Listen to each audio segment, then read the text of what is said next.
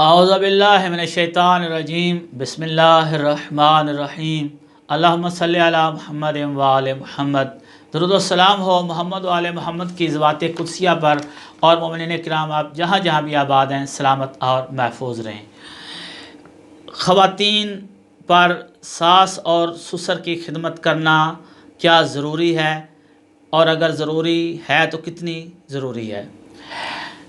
مومنین، یہ ایک بڑا کریٹیکل اور حساس سا سوال ہے کہ خاتون پر، زوجہ پر شوہر کی کیا خدمت کرنا اور کتنی خدمت کرنا ضروری ہے، یا سمجھ لیں کہ کیا حقوق ہیں، اور اسی طرح ساس اور سسر کی خدمت کتنی ضروری ہے اور کیا حقوق ہیں۔ خواتین یہ میسج کر کے، ٹیکسٹ کر کے مومنات سوال پوچھتی ہیں کہ جب شوہر کی خدمت، جو مثلاً عام کھانا پکانا، برتن دھونا، صفائی ستھرائی، یہ کپڑے استری کرنا، یہ ہم پہ واجب نہیں ہے، یہ اخلاقاً ہم کرتی ہیں، تو پھر ساس اور سسر کی جو خدمت ہے وہ تو ہم پر واجب ہے ہی نہیں جب شوہر کی نہیں، تو ان کے کپڑے دھونا، ان کا خیال رکھنا یا ان کی خدمت کرنا، اس کا کیا حکم ہے؟ کچھ چیزیں اخلاقی ہوتی ہیں۔ نکاح کے ایگریمنٹ میں یہ چیز نہیں ہوتی کہ ساس اور سسر کی خدمت کی جائے۔ نکاح حقوق زوجیت ادا کرنے کے شرائط کو بیان کرتا ہے، اور ان حقوق زوجیت میں ایک دوسرے پر کچھ حقوق ہو جاتے ہیں۔ شوہر پر واجب ہو جاتا ہے خاتون کا نفقہ، اس کو مکان دینا، رہائش دینا، نفقہ دینا، اس کے لوازمات زندگی کا خیال رکھنا، لیکن اس میں ساس اور سسر کی خدمت اس طرح واجب نہیں ہے جس طرح، لیکن اخلاقیات ہوتے ہیں۔ مثال کے طور پر آپ سفر کر رہے ہیں بس میں، کسی بزرگ نے اشارہ کیا، بس رکی، وہ گاڑی میں سوار ہو گئے، سیٹیں پر ہو چکی ہیں سواریوں سے، اور وہ بزرگ کانپ رہے ہیں، کھڑا نہیں ہوئے جا رہا، ان سے بہت عمر رسیدہ ہیں۔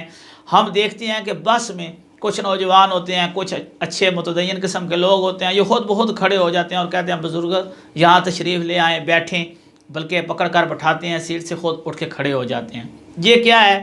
اب اگر وہ ان سے پوچھے تو انہوں نے سیٹ کا کرایہ دیا تھا، حق ان کا تھا سیٹ پر بیٹھنا، اگر وہ بزرگ کھڑے رہتے، لڑکھڑاتے رہتے، بریک لگتی، بزرگ گرتے تو نقصان ہو سکتا تھا اور یقیناً ہو جانا تھا۔ یہ جنہوں نے کرایہ دیا ہوا ہے، سیٹ ان کی اپنی ہے، یہ اٹھ گئے ہیں، اخلاقاً انہوں نے یہ کام کیا ہے، ان پر واجب نہیں تھا، صاحب ان کی تعریف کریں گے۔